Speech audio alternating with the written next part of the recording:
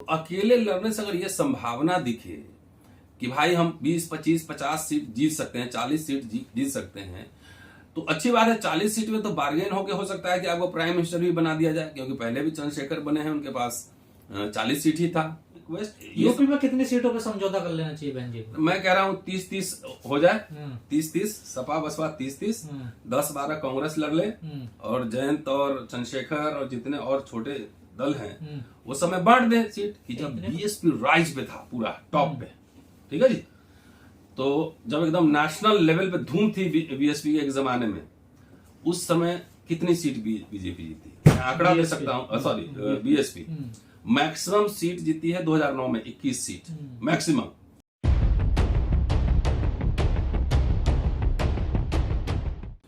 Sir, Ghosi उपचुनाव हुआ है। बसपा के लोकल नेताओं की तरफ से कहा गया था कि घोसी की विधानसभा पर जो बसपा का वोटर है वो नोटा को वोट कर दे। नोटा को 1700-1800 के करीब वोट मिला है, और समाजवादी पार्टी जो है वो लगभग 48,000 से वो चुनाव जीत गई। कैसे देखते हो, लोग बसपा के नेताओं की बात नहीं मान रहे हैं, या फिर लोग बीजेपी को हराने के लिए किसी को भी वोट कर सकते हैं?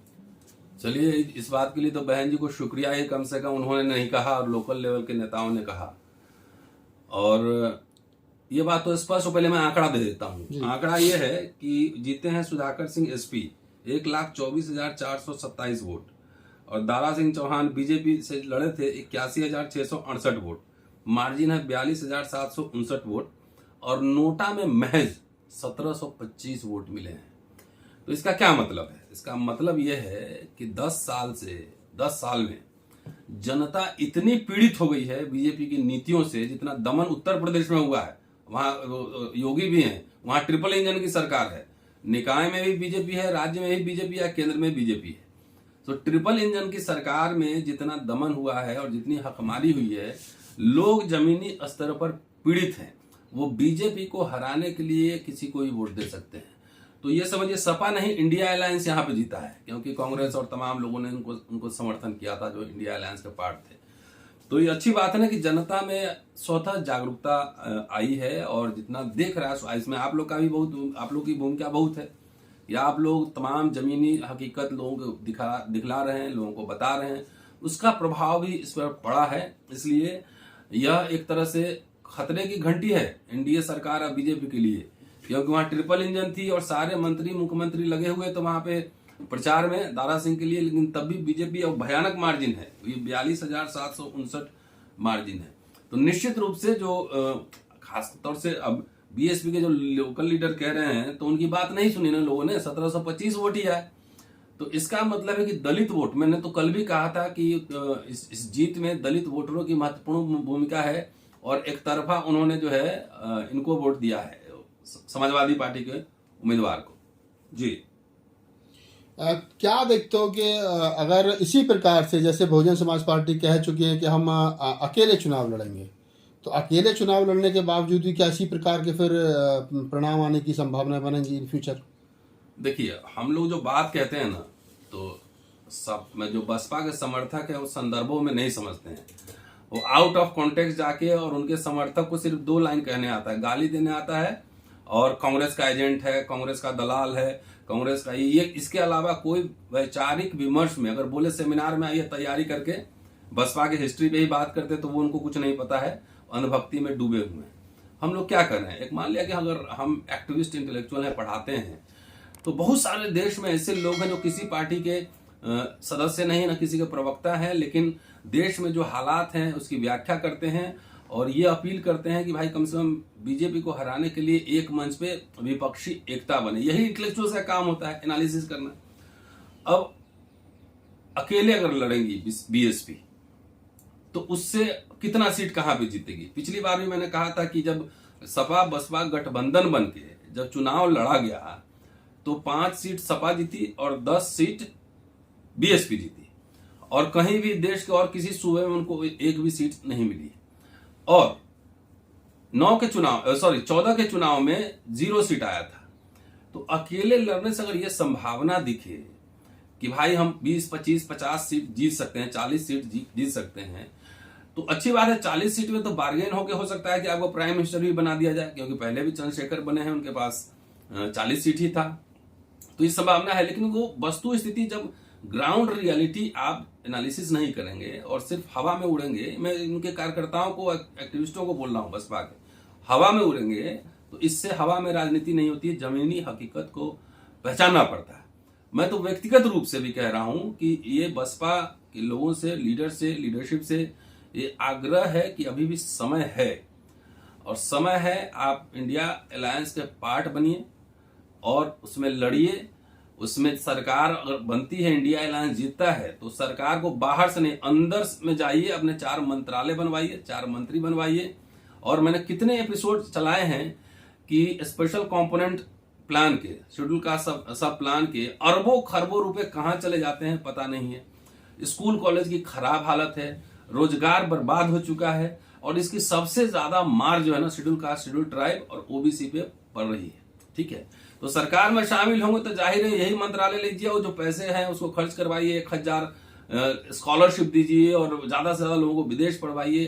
तो इस सरकार में शामिल होंगे तब ना, इंडिया अलायंस में जाइए और अपना एजेंडा वहां सेट कीजिए कि ये हमारा एजेंडा है, इस एजेंडे को कॉमन मिनिमम प्रोग्राम में रखा जाए। और मैं दावे के साथ कह रहा हूं, ये मेरी जो अंडरस्टैंडिंग है उसके हिसाब से कोई पार्टी जो है ना, जिन मुद्दों को हम लोग उठा रहे हैं वो मुद्दा का विरोध करेगी। क्योंकि कांग्रेस पार्टी का भी हमने देखा है, रायपुर अधिवेशन चाहे कर्नाटक का जो घोषणा पत्र है, वो सोशल एक्टिविस्ट का, सोशल मीडिया का प्रभाव है जो उनके मैनिफेस्टो में दिख रहा है। अब सोशल जस्टिस की बात कर रहे हैं, वही बात अगर बसपा के लीडर बहन जी अगर कहेंगी फोर्सफुली कि हमारा ये मैनिफेस्टो एजेंडा है, इस पे आप कॉमन मिनिमम प्रोग्राम में रखिए और रख के तब उसमें शामिल होइए। जितने पे आपको 2-4 मंत्री भी बनवाइए, बाहर से समर्थन लेने का कोई मतलब नहीं होता है।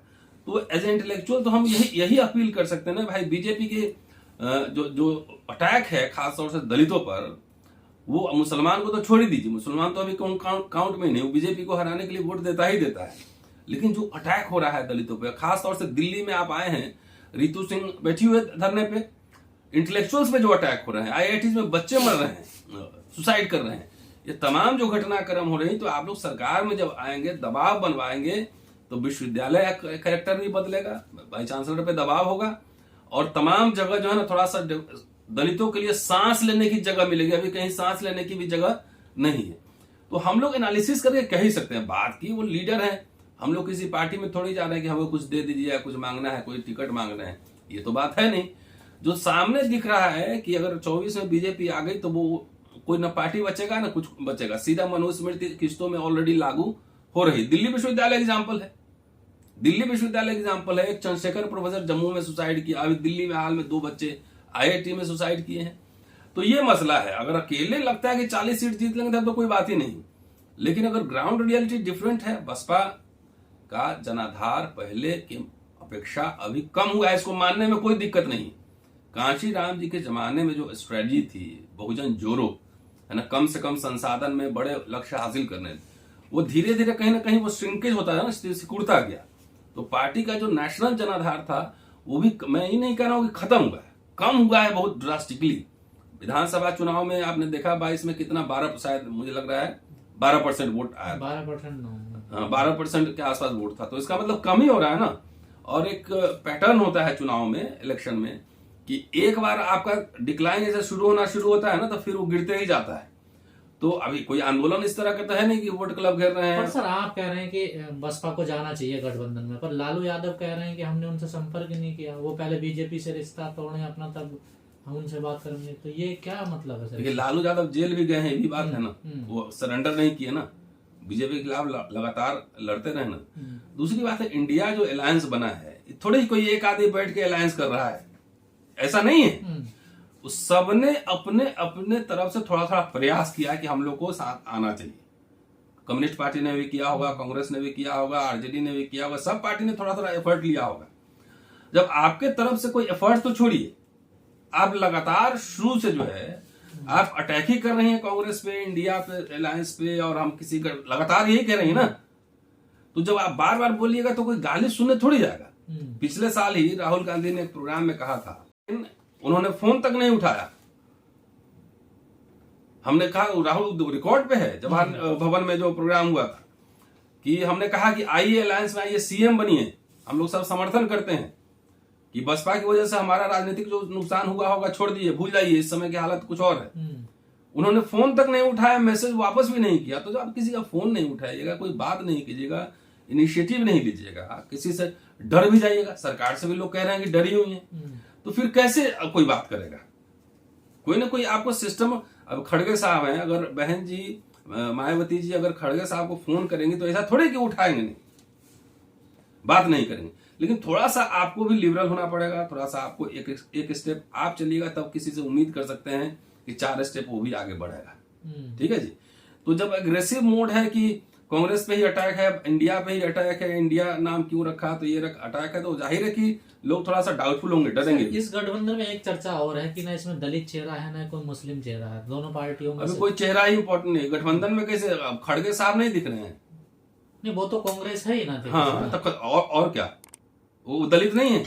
नहीं, दलितों की जो पार्टियां हैं, मुस्लिमों की जो पार्टियां, दलित की पार्टी तो बसपा ही है ना। चंद्रशेखर आजाद भी कह रहे हैं हमसे भी संपर्क नहीं किया। कोई बात नहीं कि अभी चंद्रशेखर आजाद की पार्टी बहुत ही शैशवावस्था में है, और अखिलेश यादव और इनके क्या नाम है इनका, आरएलडी वाले जयंत के साथ और अखिलेश जी के साथ ये तो मंच तो शेयर कर ही रहे हैं। तो ये अंडरस्टैंडिंग होगी भाई, उनको चुनाव लड़ाना है, कितने सीट पे लड़ाना है। अभी कोई पार्टी खड़ी तो नहीं है, अभी कहीं कोई विधायक एमपी तो नहीं है, तो ये थोड़ा सा अंडरस्टैंडिंग तो डेवलप करना होगा ना।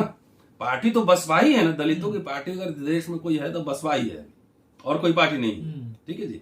तो इसलिए अभी तो हम लोग ये कह रहे हैं कि भाई चेहरा भूल जाओ, चेहरा भूलो, इसके बाद पहले बीजेपी को हराओ 24 में, कौन क्या बनेगा बाद में देखा जाएगा। ये बात तो ओपोजिशन के लोग भी कह रहे हैं। राहुल गांधी ने कहा कि मैं कोई कुछ नहीं बनना, मुझे कहा ना, किसी को कोई दावा ठोक रहा है कि मैं पीएम बनूंगा, मेरा पीएम, कोई दावा नहीं ठोक रहा है। पहले सब समझ गया है कि बीजेपी को हराओ, नहीं तो पार्टी का स्थिति भी नहीं बचेगा 24 के बाद। तो ये तो सबके लिए लागू हो रहा है ना।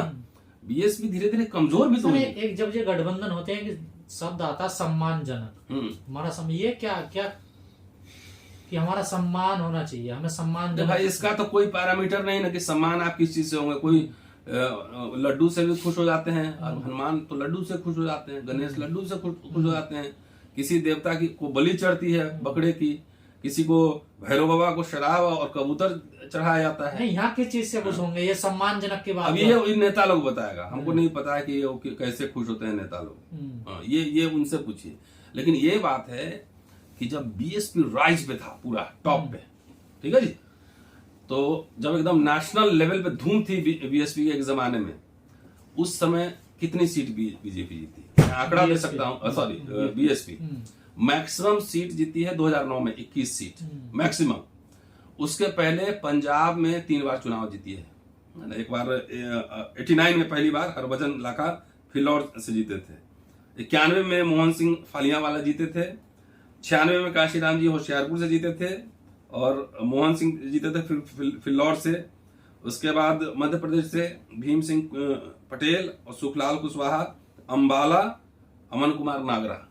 मतलब अगर आपका क्षेत्रीय ज्योग्राफिकल लोकेशन आप देखेंगे तो उत्तर प्रदेश के बाहर 1 बार जीते हैं आप हरियाणा में, पंजाब में 3 बार जीते हैं, एक सीट और 1 बार 2 सीट। उसके बाद आप मध्य प्रदेश में जीते हैं।